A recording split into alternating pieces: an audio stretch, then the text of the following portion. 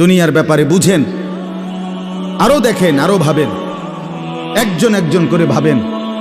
দুনিয়া আরো যদি সাজান, খোদার কসম ক্ষণিকের ক্ষণিকের ক্ষণিকের অল্প সময়ের দুনিয়া চমৎকার সাজাইয়াও তৃপ্ত হইতে পারবেন না, তৃপ্ত হইতে পারেন।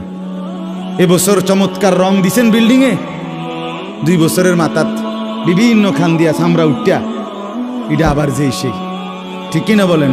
তা আবার রং দাও। এই সোফা চমৎকার বানাইছিল, ওই যে বার্নিশ নাই, দেখেন এই যে সোফা, এটা এই যে দেখেন, কথা বলেন না, এই সোফা এটার মধ্যে আসেনি ওন বার্নিশ, তো এটা আবার কি করতে হইব? তো লাভ হইল কই? দুনিয়া তো ধোকা, দুনিয়া ধোকা। এই সৌন্দর্যময় চেহারা নারী 30 বছরের ব্যবধানে উনি বুড়ি, আর কেউ ফিররা এদিকে ফিরা সেফও হালায় না।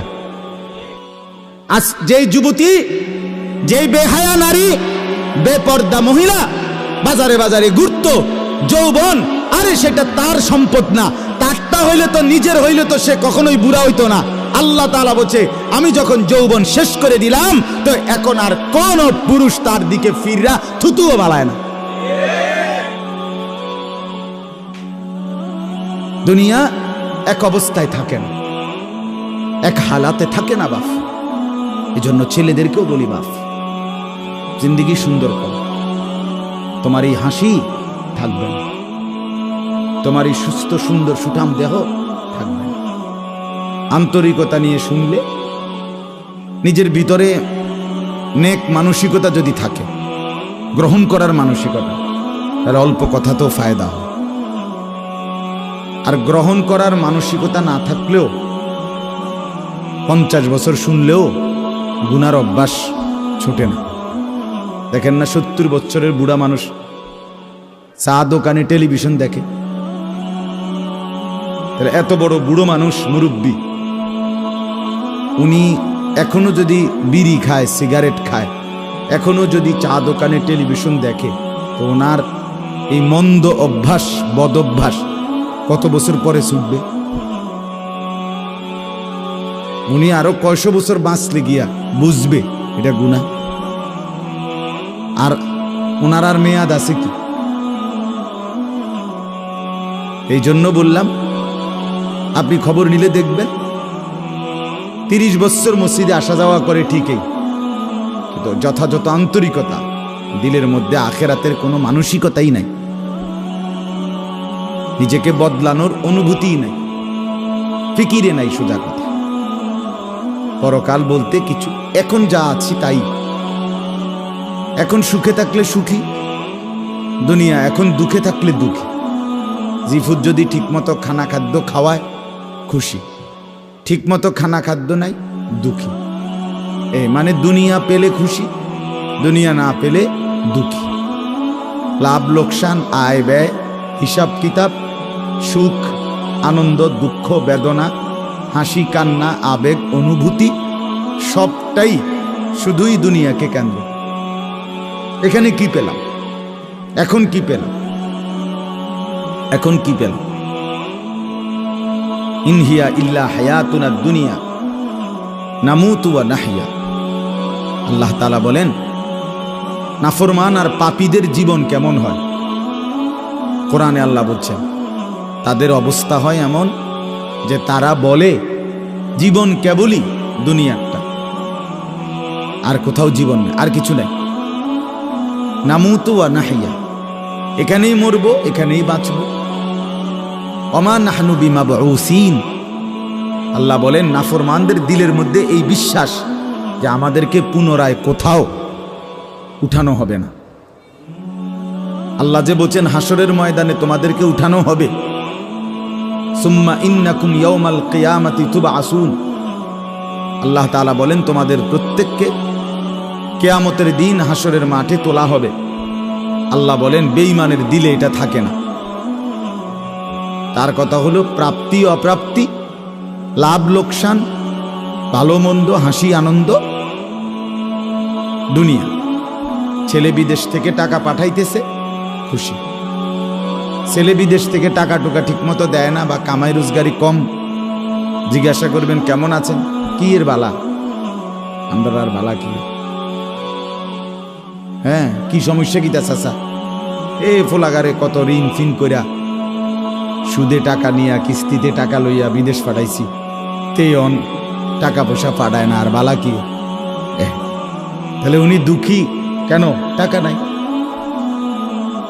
আবার টাকা পাঠাইতেছে মাশাআল্লাহ, পান খাওয়ার স্টাইলই আলাদা, চা খানার ঢঙে আলাদা, কথাবার্তার স্টাইলই ভিন্ন। কেমন আছেন, আসি আল্লাহর রহমতে, আপনাকে দোয়ায়, দশজনের দোয়ায় আল্লাহ ভালোই রাখছে। কেমনে ভালো, এতে আল্লাহর রহমতে টাকা পাঠায়, আমরা তার মা আমি আমরা মিল্লা খাইয়া পইরা ভালো আছি। তাহলে ভালো থাকে দুনিয়া ভালো থাকলো, ভালো নাই দুনিয়া ভালো না থাকলো, আখিরাত কবর মৃত্যু পরবর্তী জিন্দিগি, সের জন্য কি ব্যাপার, তার জন্য কোনো আলোচনা লাগবে না,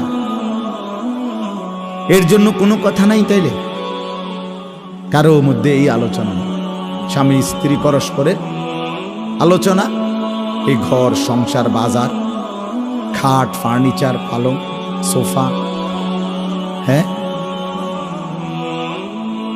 আসবাবপত্র গহনা অলংকার, এই নিয়েই পেরেশান, এই নিয়ে জিন্দিগি এর মধ্যেই আবদ্ধ।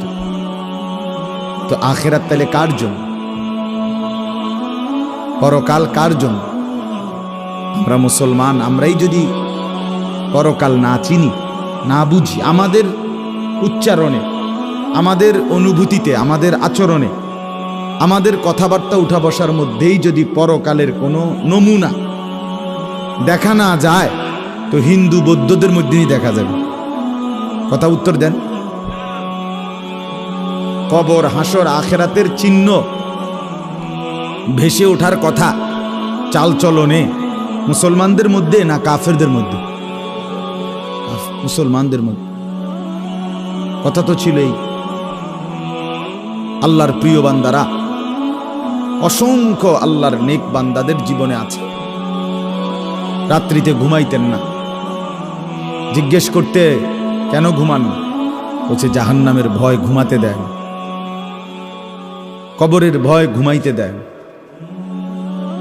হযরত আবু বকর সিদ্দিক রাদিয়াল্লাহু তাআলা আনহুর মতো সাহাবী আফসোস করে বলতেন, হায় আমি যদি একটা গাছের পাতা হতাম, আমাকে যদি একটা চতুষ্পদ জন্তু গরু কিংবা ছাগল সেই পাতাটা যদি খেয়ে ফেলত, অর্থাৎ আমি যদি মানুষ না হতাম। অথচ কি পরিমাণ আমলের অধিকারী ছিল। হযরত ওমর রাদিয়াল্লাহু তাআলা আনহুর চেহারা কপালের দুই পাশ থেকে লম্বা অজরে কান্নার কারণে দাগ পড়ে গেছিল।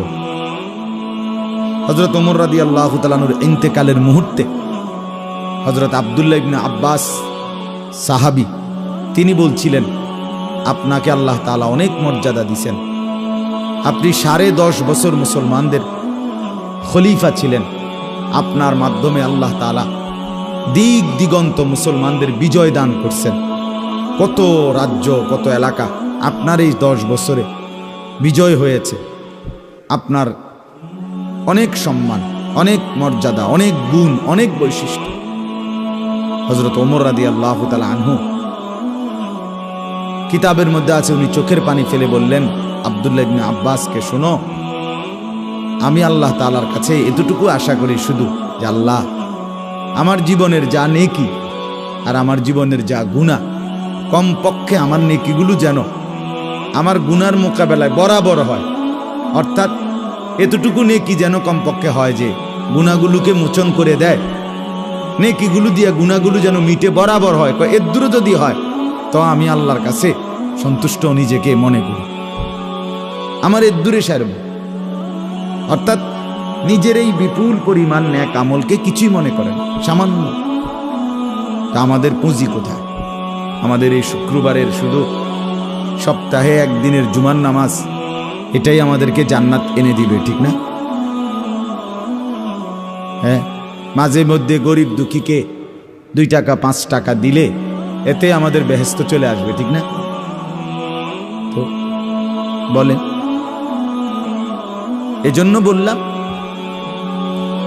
আমরা প্রত্যেকে আন্তরিকতা নিয়ে ভেতরে যারা মনোযোগ দিয়ে শুনুন, দেখবেন